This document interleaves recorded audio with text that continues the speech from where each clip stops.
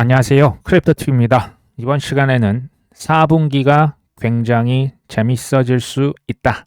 믿을 수 없을 것이다. 에릭 트럼프 얘긴데요. 한번 살펴보시죠. 갤럭시 디지털의 CEO가 있습니다. 마이크 노버그레츠. 골드만삭스 출신이고요. 억만장자로 알려져 있죠. 이 사람이 미 연준 차기 의장을 인선하게 된다면 비트코인의 가장 강력한 촉매가 될 수 있다.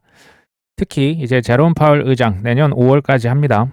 비둘기파를 지목을 할 경우에는 연준이 당연히 금리 인하에 대대적으로 나설 수 있을 것이다. 이게 굉장히 큰 호재고 비트가 20만 달러도 돌파할 수 있다. 시장을 움직이는 가장 큰 1요소를 꼽아봐라. 그러면 단연 유동성입니다. 돈의 힘이죠. 돈이 많이 풀리면 시장이 부웅 그냥 이렇게 물 수면이 위로 올라가고요. 물을 쭉 빼버리면 아무리 잘 나가는 회사도 주가가 쭉쭉 빠질 수밖에 없습니다. 코인에게도 당연히 가장 큰 영향을 미치고요.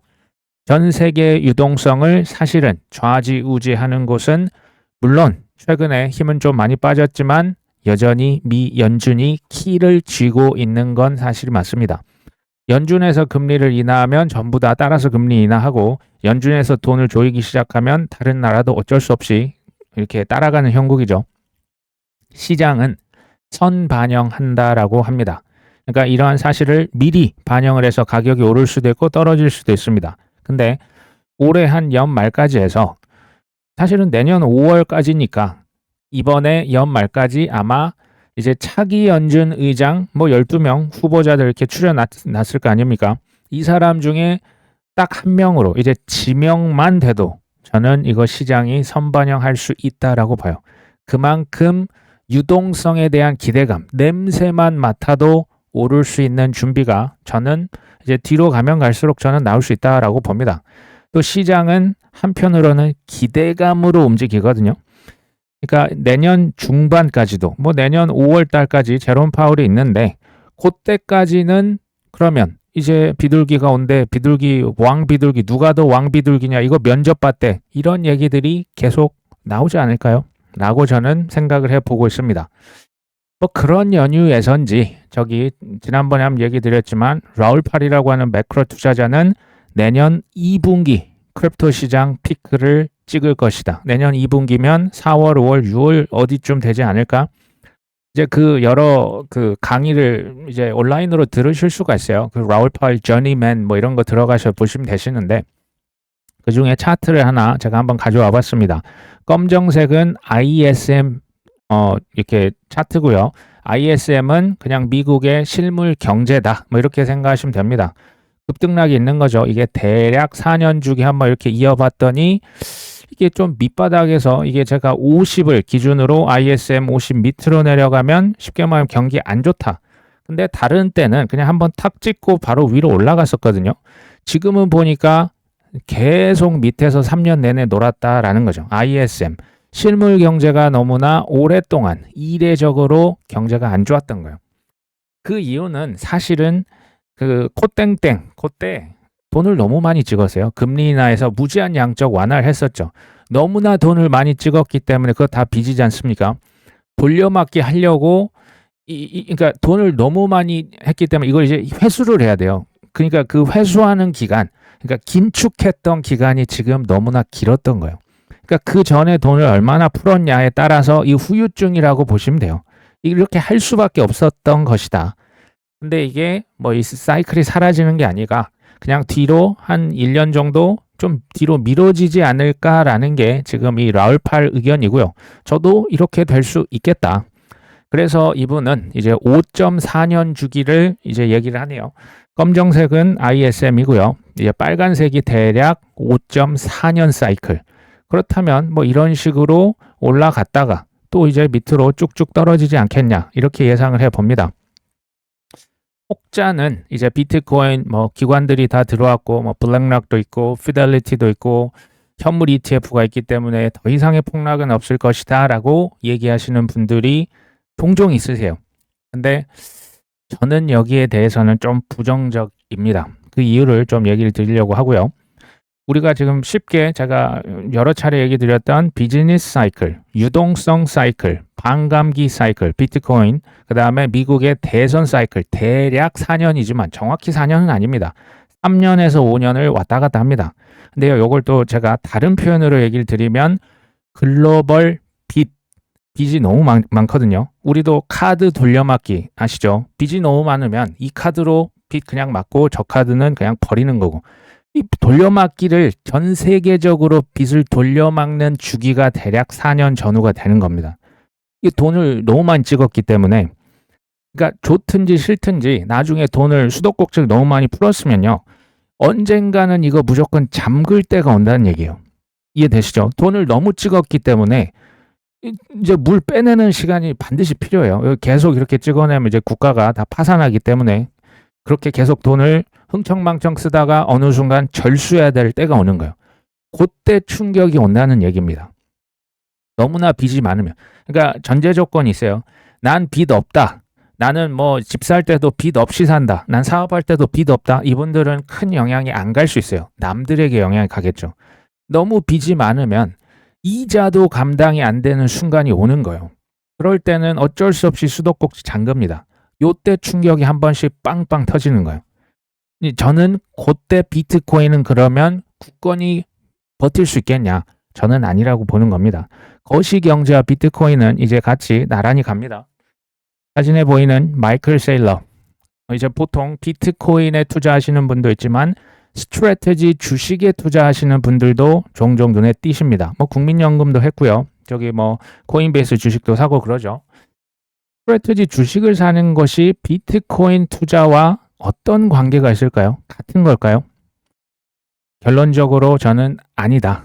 스트래테지 주식은요, 비트코인의 변동성에 기반한 레버리지 콜 옵션을 사는 거라고 보시면 돼요. 콜 옵션인데 이걸 빚으로, 레버리지로 이제 롱 베팅을 아니면 숏 베팅을 길게 가져가는 거죠. 좀 어려울 수 있죠. 최근에 있었던 일을 그냥 얘기를 드릴게요. 최근에 비트코인 가격 12만 달러 갔다가 한 11만 달러까지 조금 주춤했죠. 스트래테지 주식은 543달러까지 갔다가 최근에 300달러까지도 떨어졌습니다. 쉽게 비트코인이 마이너스 10% 내려갔을 때 스트래테지 주식은 마이너스 44% 떨어졌습니다. 주식 차트 찾아보시면 다 나옵니다. 메타플래닛, 일본의 스트래테지라고 하는 이 회사의 주식은 무려 최고점 대비 마이너스 72%. 비트코인 10% 떨어졌는데 마이너스 70%가 떨어집니다. 21 캐피털이라고 하는 이제 그쪽 그 라인들이죠. 뭐 캔터 피츠제럴드 만든 회사. 요 회사의 주가도 마이너스 67%가 빠졌고요. 트럼프 미디어, 블리시 거래소죠. 뭐 마라톤 디지털 이런 주가가 마이너스 40, 50, 60, 70%까지 빠졌습니다. 이게 다 최근 일입니다. 이 지금 뭐 어떻게 보면 DAT 기업, 뭐 전략 비축 거기에 원조가 스트래테지죠. 그 다음 나온 회사들이 뭐 비트마인이다, 저기 뭐 샤플링크다 등등등 이런 회사들은 자금을 어떻게 조달하는지 아십니까? 채권, 전환사채를 발행을 하거나 혹은 유상증자, 그러니까 주식이 가격이 이제 비트코인 샀더니 주가가 팍 튀는 거죠. 그때 이제 그냥 그 주식을 더 발행해가지고 그거 팔아서 이제 자금 이걸로 이제 다시 비트 사고 이더 사고 솔라나 사는 이렇게 보통 자금을 조달을 합니다. DAT, 뭐 디지털 애셋 트레저리 여기에 장본인들은 사실 비트코인 가격에 비해서 이더리움 가격에 비해서 주가는 엄청나게 폭등을 할 수도 있고요. 엄청나게 폭락을 할 수밖에 없어요. 얘기 드렸죠. 레버리지 콜 옵션 혹은 풋 옵션을 샀다 팔았다 하는 격입니다. 지금 제가 스트래테지 주식 뭐 사라 말아라 지금 이런 얘기 아닙니다. 알고 투자하시면 관계가 없습니다. 모르고 그냥 비트코인 이거 재미없네. 스트래테지 사야지 알고 투자하시라는 얘기예요. 제 얘기는 이들은 코인을 사는 게 아니고요. 사실은 변동성을 사는 거고 리스크를 사는 거예요. 그러니까 하이 리스크 하이 리턴이라고 하잖아요. 이게 고점에 갔을 때 잘 팔고 나는 나간다. 이러면 굉장히 훌륭한 투자자가 되실 수 있는 겁니다. 알고 투자하자. 근데 저는 여기서 한번 질문을 던져봅니다. 대부분의 일반인들이 사고 파는 매매에 이게 항상 당한다라는 거예요. 그러니까 사야 될 때, 살 때는 어떻게 또 잘 사실 수도 있는데 팔 때를 놓치면 어떻게 될 것이냐. 비트코인이 겨우 10% 정도 하락을 했는데 이 정도입니다. 그렇죠? 만약에 비트코인이 마이너스 50% 폭락이 나온다면 지금 DAT 기업들이 어떻게 될까요? 지금 이 정도만 흔들렸는데도 지금 뭐 벌써 뭐 지금 뭐 죽겠다는 곡소리들이 나왔거든요. 이런 일이 발생하면 대부분 사라지겠죠. 언제처럼 22년 테라루나 FTX 때 이제 과도한 빚을 써서 샀던 회사들이 무더기로 다 폐업을 했었죠. 언젠가는 이런 대폭락, 빚의 돌려막기, 이자도 감당이 안 되는 순간이 언젠가 오거든요. 그렇게 지금 그 매크로 경제가 가는 겁니다. 빚을 나는 안 내고 사업한다, 안 내고 투자한다, 난 빚이 1도 없다. 그분들은 그래도 굉장히 세이프한 거예요. 근데 대부분 뭐 국가, 기업, 개인 투자할 때 대부분 빚을 많이 씁니다. 저는 그래서 빚을 그렇게 좋아하진 않아요. 어쨌든 대폭락이 한 번쯤 이렇게 주기는 몇 년일지 모르지만 온다라고 하는 것을 정확하게 안다면 우리가 지금 코인 매도를 좀 어려워하지 않습니까? 매도하실 때 좀 더 쉽게 팔 수 있지 않을까? 언젠가 폭락하니까. 이 모든 것의 지금 핵심 이유, 또 연준이 이거 지금 키를 쥐고 있는 이유가 뭐다? 전 세계는 본인이 갚을 수 없는 빚이 너무 많은 빚더미에 앉았다라고 하는 것이 핵심이에요. 빚이 없으면 미 연준이 전 세계를 통제할 수 없었을 겁니다. 전 세계가 이제 빚을 돌려막을 수 없을 때까지 돈을 계속 찍고 흥청망청 모든 것이 막 그냥 가자, 바나나 존, 얼티 시즌 막 나와서 막 이제 인증들 나오면 좀 지나서 아마 폭락이 오지 않을까 생각을 해봅니다. 하지만 지금은 어떠냐? 그거 지금 생각할 때는 아니죠. 알트코인들 과매도 구간에 진입했다. 알트코인의 과도한 레버리지가 해소되면 지금 레버리지가 뭡니까? 빚으로 투자한 사람들, 뭐 롱숏으로 베팅한 사람들 쭉쭉 시원하게 청산이 됐다는 얘기죠. 과매도 구간. 그러니까 너무나 많이 팔았다. 지금 이제 저평가됐다 이런 얘기죠. 현재 알트코인은 매집 구간에 진입을 했으며 지금 네 가지로 이렇게 나눠놨는데 뭐 폭등도 아니고 매도 구간도 아니고 사망 구간도 아니고 축적 구간에 있구나. 지금 라지캡, 미들캡, 스몰캡 할 것 없이 다 여기 있죠. 이후에 횡보를 거쳐서 상승세에 접어들 것 같다. 우리 지금 구독자분들이 생각하시는 것보다 생각보다 많은 전 세계 투자자들, 사업가들은 빚으로 사업을 하고요. 빚으로 내서 투자를 하는 사람들 굉장히 많습니다. 근데 빚이 하다 너무 많아지면 잠시 이렇게 지금 쉬었다 가는 게 지극히 정상이라고 보시면 되겠습니다. 자, 이더리움 역시도 RSI, 뭐 상대적 강도 지수로 봤을 때 과매도 구간에 진입을 했다. 2주 사이에 4,800달러에서 4,000달러 아래로 한 20% 이상 가격이 떨어졌다. 이처럼 급격한 하락, 82에서 RSI가 이거 이제 4시간 봉입니다. 단기이기 때문에 단기에 82에서 14.5까지 떨어졌다. 이거 굉장히 드문데 단기 바닥일 것 같은데 뭐 이런 얘기죠. 저는 투자를 잘하는 비결 중에 하나가요. 바닥에 사려고만 하지 않으면 그리고 꼭지에 팔려고만 하지 않으면 이거 굉장히 별거 아닌 것 같은데요. 저는 굉장한 비결이라고 생각을 합니다. 이걸 지키기만 해도요. 결국은 저는 웃으시면서 큰 수익 가져갈 수 있다라고 봐요. 9월, 그중에서도 특히 9월 말은 바닥에 사려고 하는 욕심만 없다면 좋은 추매의 시기일 것이라고 저는 보고 있습니다. 뱅가드 대표, 지금은 바뀌었습니다. 지금은 뭐 이 팀 버클리가 아닌데 2024년도에 뱅가드 회장이 TV 인터뷰에 나와서 이런 얘기를 했어요. 우리는 비트코인 ETF를 고객들에게 제공할 계획이 없다.